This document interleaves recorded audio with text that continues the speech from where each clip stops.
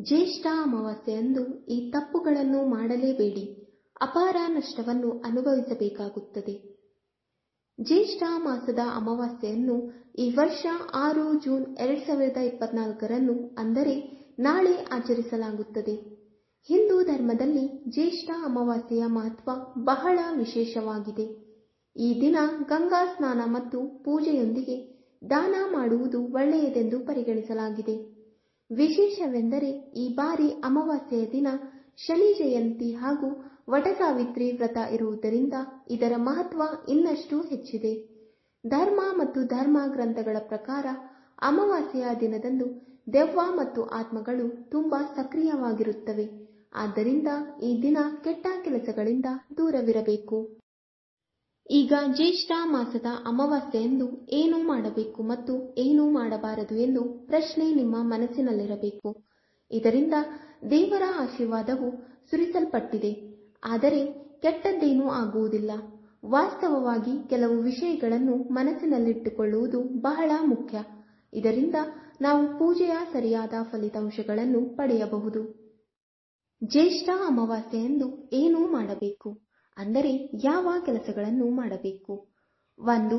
ಜ್ಯೇಷ್ಠ ಅಮಾವಾಸ್ಯೆಯಂದು ಪೂರ್ವಜರನ್ನು ಪೂಜಿಸುವುದು ಅತ್ಯಂತ ಮಂಗಳಕರವೆಂದು ಪರಿಗಣಿಸಲಾಗಿದೆ. ಈ ದಿನದಂದು ತರ್ಪಣವನ್ನು ಅರ್ಪಿಸುವುದರಿಂದ ಪಿತೃದೋಷಗಳು ದೂರವಾಗುತ್ತವೆ. 2. ಪೂರ್ವಜರ ಆಶೀರ್ವಾದ ಪಡೆಯಲು ಬಯಸುವವರು ಜ್ಯೇಷ್ಠ ಅಮಾವಾಸ್ಯೆಯ ದಿನದಂದು ಗೋಧಿ, ಅಕ್ಕಿ, ಬಾರ್ಲಿ, ಬೇಳೆ, ಎಳ್ಳು, ಬೆಂಡೆಕಾಯಿ ಮತ್ತು ಕಂಗಿ ಸೇರಿದಂತೆ 7 ಧಾನ್ಯಗಳನ್ನು ದಾನ ಮಾಡಬೇಕು. 3. ಈ ದಿನ ಅರಳಿ ಮರದ ಪೂಜೆಯನ್ನು ತುಂಬಾ ಮಂಗಳಕರವೆಂದು ಪರಿಗಣಿಸಲಾಗುತ್ತದೆ. ಅದಕ್ಕಾಗಿಯೇ ಜ್ಯೇಷ್ಠ ಅಮಾವಾಸ್ಯೆಯಂದು ಅರಳಿ ಮರಕ್ಕೆ ದಾರವನ್ನು ಕಟ್ಟಿ ಹಸಿ ಹಾಲನ್ನು ಅರ್ಪಿಸಿ. 4. ನಾಯಿ, ಕಾಗೆ, ಹಸುಗಳಿಗೆ ಆಹಾರ ನೀಡಿದರೆ ತುಂಬಾ ಒಳ್ಳೆಯದು. ಪಕ್ಷಿಗಳಿಗೆ ನೀರು ನೀಡಿ.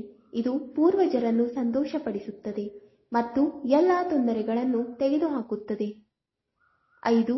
ಈ ದಿನವು ಶನಿ ಜಯಂತಿಯೇ ಆಗಿರುವುದರಿಂದ ಅರಳಿ ಮರಕ್ಕೆ ನೀರು ಹಾಕಿ, ದೀಪ ಹಚ್ಚಿ ದೇವರನ್ನು ಪ್ರಾರ್ಥಿಸಿ, ಕಪ್ಪು ಎಳ್ಳನ್ನು ದಾನ ಮಾಡಿ. 8.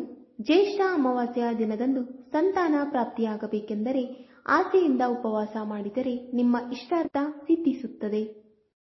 ಜ್ಯೇಷ್ಠ ಅಮಾವಾಸ್ಯೆಯಂದು ಏನೂ ಮಾಡಬಾರದು, ಅಂದರೆ ಯಾವ ಕೆಲಸಗಳನ್ನು ಮಾಡಬಾರದು? 1.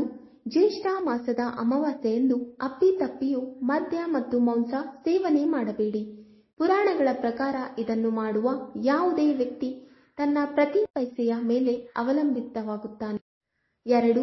ಅಮಾವಾಸ್ಯೆಯ ದಿನ ಬೇರೆಯವರ ಮನೆಯಿಂದ ಆಹಾರ ಸೇವಿಸುವುದನ್ನು ತಪ್ಪಿಸಿ, ಬ್ರಹ್ಮಚರ್ಯವನ್ನು ಅನುಸರಿಸಿ ಮತ್ತು ಕೋಪ ಮತ್ತು ಹಿಂಸೆಯಿಂದ ದೂರವಿರಿ. ಈ ದಿನ ಯಾವುದೇ ಶುಭ ಕಾರ್ಯವನ್ನು ಮಾಡಬೇಡಿ. 3. ಜ್ಯೇಷ್ಠ ಅಮಾವಾಸ್ಯೆಯಂದು ಯಾವುದೇ ಶುಭ ಕಾರ್ಯವನ್ನು ಪ್ರಾರಂಭಿಸಬೇಡಿ. ಹೀಗೆ ಮಾಡುವುದರಿಂದ ಕೆಲಸದಲ್ಲಿ ಯಶಸ್ಸು ಸಿಗುವುದಿಲ್ಲ. ಯಾವುದೇ ಬಡವರನ್ನು ಹಿಂಸಿಸಬೇಡಿ. 4. ಜ್ಯೇಷ್ಠ ಅಮಾವಾಸ್ಯೆಯ ದಿನದಂದು ಉದ್ದಿನ ಬೇಳೆಯಿಂದ ಮಾಡಿದ ಯಾವುದನ್ನು ತಿನ್ನಬೇಡಿ. ತಾಮಸಿಕ ಆಹಾರದಿಂದ ದೂರವಿರಿ. ಇಲ್ಲದಿದ್ದರೆ ದೈಹಿಕ ನೋವಿನ ಜೊತೆಗೆ ಇದು ಭವಿಷ್ಯದ ಮೇಲೆ ನಕಾರಾತ್ಮಕ ಪರಿಣಾಮ ಬೀರುತ್ತದೆ. 5. ಯಾರಿಗೂ ಸಾಲ ಕೊಡಬೇಡಿ ಮತ್ತು ಯಾರಿಂದಲೂ ಸಾಲ ಕೇಳಬೇಡಿ. ಈ ದಿನ ಹೊಸದನ್ನು ಖರೀದಿಸಬೇಡಿ. ಅಪ್ಪಿತಪ್ಪಿಯೂ ಹಿರಿಯರನ್ನು ಅವಮಾನಿಸಬೇಡಿ. 6. ಈ ದಿನವು ಶನಿ ಜಯಂತಿಯೇ ಆಗಿರುವುದರಿಂದ ತಪ್ಪಾದರೂ ಶನಿದೇವನ ಮೂರ್ತಿಯ ಮುಂದೆ ಇಡಬೇಡಿ. ಅವರ ಕಣ್ಣುಗಳನ್ನು ನೋಡುವ ತಪ್ಪನ್ನು ಮಾಡಬೇಡಿ. 7. ಶನಿದೇವನನ್ನು ಆರಾಧಿಸುವಾಗ ನಿಮ್ಮ ಕಣ್ಣುಗಳನ್ನು ಬಾಗಿಸಿ. ನಿಮ್ಮ ಕಣ್ಣುಗಳು ಶನಿಯ ಕಣ್ಣುಗಳ ಮೇಲೆ ಇರಬಾರದು, ಆದರೆ ಅವನ ಪಾದಗಳ ಮೇಲೆ ಇರಬೇಕು. 8.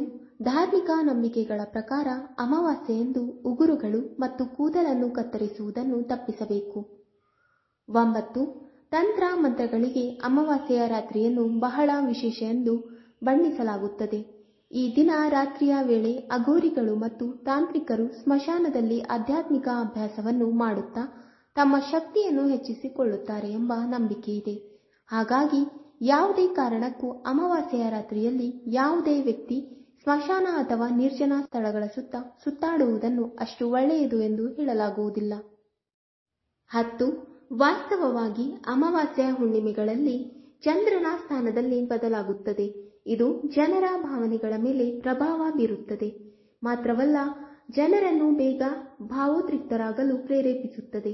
ಅದರಲ್ಲೂ ದುರ್ಬಲ ಮನಸ್ಸಿನವರಲ್ಲಿ ಅಮಾವಾಸ್ಯೆಯ ರಾತ್ರಿಯಲ್ಲಿ ಕೆಟ್ಟ ಆಲೋಚನೆಗಳೇ ಹೆಚ್ಚಾಗಿ ಕಾಡುತ್ತದೆ.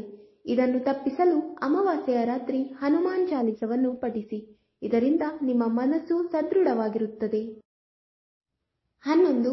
ಧಾರ್ಮಿಕ ನಂಬಿಕೆಗಳ ಪ್ರಕಾರ ಅಮಾವಾಸ್ಯೆಯ ರಾತ್ರಿಯಲ್ಲಿ ಪತಿ ಪತ್ನಿ ಒಂದಾಗುವುದನ್ನು ಅಷ್ಟು ಶುಭಕರ ಎಂದು ಭಾವಿಸಲಾಗುವುದಿಲ್ಲ. ಇದು ಹುಟ್ಟುವ ಮಗುವಿನ ಮೇಲೆ ನಕಾರಾತ್ಮಕ ಪರಿಣಾಮವನ್ನು ಬೀರಬಹುದು ಎಂದು ಹೇಳಲಾಗುತ್ತದೆ. ವೀಕ್ಷಕರೇ, ನಿಮಗೆ ಈ ವಿಡಿಯೋ ಇಷ್ಟವಾದಲ್ಲಿ ಲೈಕ್, ಶೇರ್ ಅಂಡ್ ಕಮೆಂಟ್ ಮಾಡಿ. ಮುಂದಿನ ವಿಡಿಯೋಸ್ಗಳಿಗಾಗಿ ನಮ್ಮ ಚಾನೆಲ್ ಅನ್ನು ಸಬ್ಸ್ಕ್ರೈಬ್ ಮಾಡಿ. ಧನ್ಯವಾದಗಳು.